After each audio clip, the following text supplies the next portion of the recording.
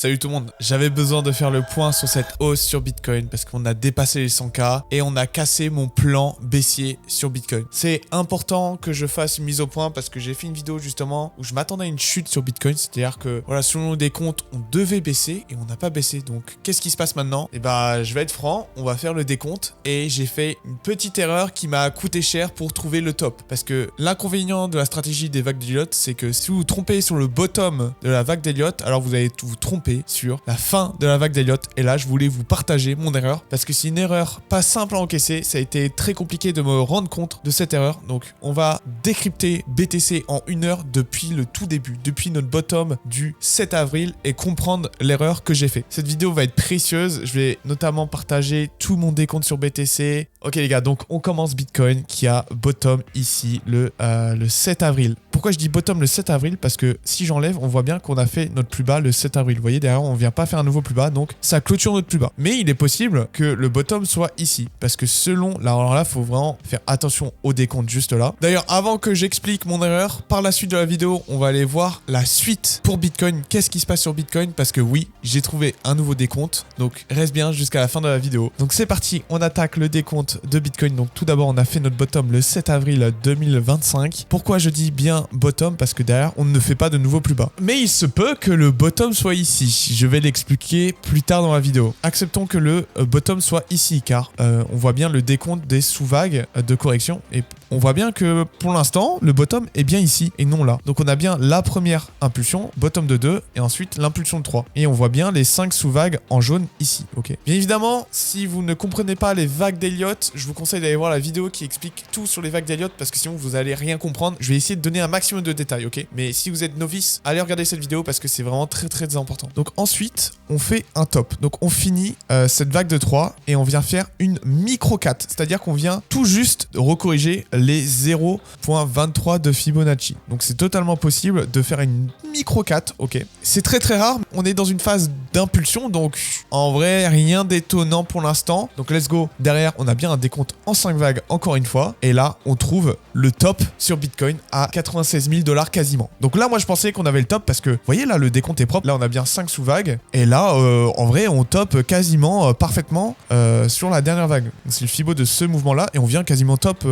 parfaitement, quoi. C'est quasiment chirurgical. Juste, vous voyez, sur le Fibo en blanc, donc cette grosse vague en blanche, et ben, on remarque que ça finit un peu au milieu de nulle part. Là, je me disais, ah, c'est chiant, mais ok, pourquoi pas. Donc derrière, j'ai fait un short où je me protège justement si au cas où on vient choper les 2,6. Derrière, on fait une première correction en 3 sous-vagues. Franchement, c'est propre. Et là, je vais mettre play à partir d'ici et vous allez comprendre qu'est-ce qui s'est passé. Donc, on fait un premier top. Donc là, je m'attends à une impulsion en 5 vagues, ok, parce qu'on a bien fait tous les décomptes, pardon. Donc voilà, on est en train de développer la première et la deuxième vague. Là, juste ici, j'étais choqué, les gars, parce que je me disais, ok, ça va être assez énorme. Donc, j'espère que ça va pas venir me stop loss. Mais je me suis dit, ok, pourquoi pas un pump, hein. J'ai déjà vu des A, B qui vont largement dessus pour ensuite s'éclater la gueule. J'ai déjà vu des corrections A, B, C où le top de B allait largement au-dessus du point d'entrée de A. Donc je me suis dit, rien d'étonnant pour l'instant. On fait une vague de transition vers la B. Ok, pour l'instant, tout va bien. Mais une fois qu'on a les tops, je savais qu'il ne fallait absolument pas dépasser ce nouveau plus haut. Si on dépasse ce nouveau plus haut, les gars, ça, alors là, c'est confirmé. On va aller beaucoup plus haut. Et là, déjà, tout mon pattern serait brisé. Et donc, il me fallait une confirmation. Et là, quand j'ai vu qu'on avait confirmé du coup ce top de 5, je me suis dit, ok, pas mal. Donc maintenant, il faut continuer. Donc là, on continue la descente et là, je me suis dit, ok, là, c'est confirmé. Si derrière, on revient faire un nouveau plus haut, ça va être le bull run. Mais là, pour l'instant, mon décompte se passe bien. Là, je me dis, ok, j'ai réussi à avoir le top. Et là, on va chuter jusqu'à au moins 80 000, 88 000. Je m'attendais à une chute dans cette zone-là. Et donc là, on fait un premier bottom. En vrai, je me dis, bon, déjà, la C est très grande. Mais je me dis, bon, pourquoi pas. Là, ça commence à être étrange. Parce que derrière, on bottom avec énormément de volume, ok? C'est pas normal d'avoir autant de volume sur un bottom. Sur la transition, pourquoi pas, mais sur le bottom avec autant de volume, ça m'a fait un peu peur. Je me suis dit, oula, c'est bizarre, mais bon, vas-y, le plan tient toujours. Là, on s'est rapproché de notre ancien top. Je me suis dit, ok, transition de B, en vrai, pour l'instant, pas de souci. Voilà, on voit mon décompte, 5 vagues, on fait une énorme 3. Ok, derrière, on devrait faire une petite 5. Et voilà, on fait bien une petite 5. Et là, je me dis, ok, parfait, on fait un pullback sur la 5, pourquoi pas. Et là, catastrophe, les gars. Là, je me dis, oula. Et c'est là, je me dis, bah là, le plan, il est fini. Parce que là, on était censé redescendre et continuer la descente, en fait, pour finir justement cette vague baissière. Et là, c'est break. Et comme vous pouvez voir, moi, j'avais mis Road to ATH parce que ça veut dire qu'on était dans un autre pattern beaucoup plus haussier que je n'avais pas vu et je me suis trompé quelque part. Et donc là, je me suis dit, ok, où est-ce que je me suis trompé, etc. Et je me suis dit, ok, Je pense pas que ça vienne des décomptes ici. Je pense que je me suis juste trompé au début, les gars. Sur la première vague. Je pense que le bottom n'était pas ici, mais bien là. Et donc, ça change absolument tout au décompte. Et on va le voir parce que j'ai fait un deuxième graphe avec un bottom juste ici, le 9 avril et non le 7 avril. Et vous allez voir, ça change absolument tout. Donc, c'est parti. On passe sur le nouveau décompte et je vais pas vous spoiler jusqu'à où on peut aller pour l'instant. Donc, on imagine qu'on a bottom ici.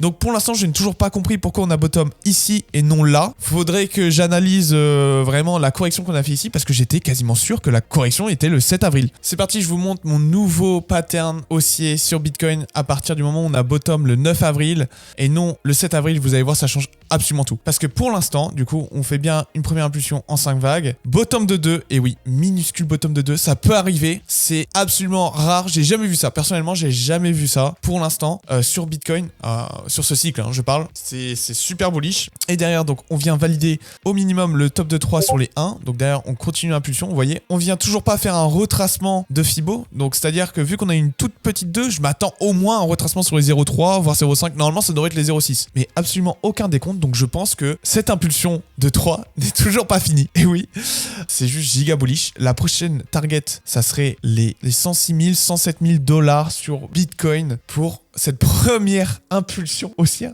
Donc je rappelle, c'est la première impulsion. On n'est même pas encore dans la phase euphorique. C'est une folie, les gars. Je ne FOMO pas. Je suis rationnel. Je regarde les statistiques. On est sur une première vague. Je sais qu'à un moment, il va y avoir une correction. Mais en fait, plus on monte, plus les fondations vont être solides pour aller plus haut derrière. Alors, bien évidemment, si on continue de pumper comme ça va pas le faire. Il va forcément avoir une correction qui va sûrement être violente parce que plus on pump rapidement, plus la correction derrière est violente et rapide. Donc c'est surprenant. On n'a pas le temps de se préparer à acheter ou quoi que ce soit. Donc moi, je gêne pas trop personnellement. Ça joue beaucoup sur les émotions, l'euphorie, d'essayer d'acheter au bon moment. C'est très compliqué lorsque ça chute violemment. Et donc actuellement, on en est là. Sauf que là, pareil, ici, on peut voir 5 vagues. Mais vous voyez, ici aussi, on voit 5 vagues. Je tire mes Fibo. Donc là, on a 1, 2. Là, on a un top de 3, 4 et 5. Donc ça, c'est exactement le même pattern que tout à l'heure. Hein. Donc c'était ici que je m'étais fait piéger. Donc je pense qu'actuellement, la vague de 5 est finie. Hein. Parce qu'on a fait Fibo max, mais derrière, on revient faire un nouveau plus haut. Donc est-ce qu'on n'aurait pas corrigé cette vague ici?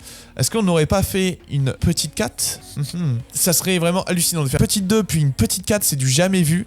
En Fibo, ça veut dire que le cours est extrêmement bullish et on peut s'en assurer en essayant de tirer un Fibo et pour voir si ça correspond. Et regardez-moi ça, les gars. Lorsque je tire le Fibo, voilà, de la première vague sur le bottom de 4 potentiel, parce que je ne sais pas, mais je me dis, bah ici on a bien 5 sous-vagues. Déjà, la vague de 5 est énorme et ça confirme la fin du pattern parce que regardez, lorsque je mets le bottom de 4 ici, et bah derrière, là, pour l'instant, on se bute sur des bonnes targets. Vous voyez, là, on est en train de se faire rejeter sur les 0,5 de Fibo. C'est plutôt correct. Bon, bien évidemment, sur cette dernière impulsion de 5, il faut 5 vagues. Pour l'instant, j'en vois que 2. Donc, jusqu'à où pourrait nous faire venir cette vague?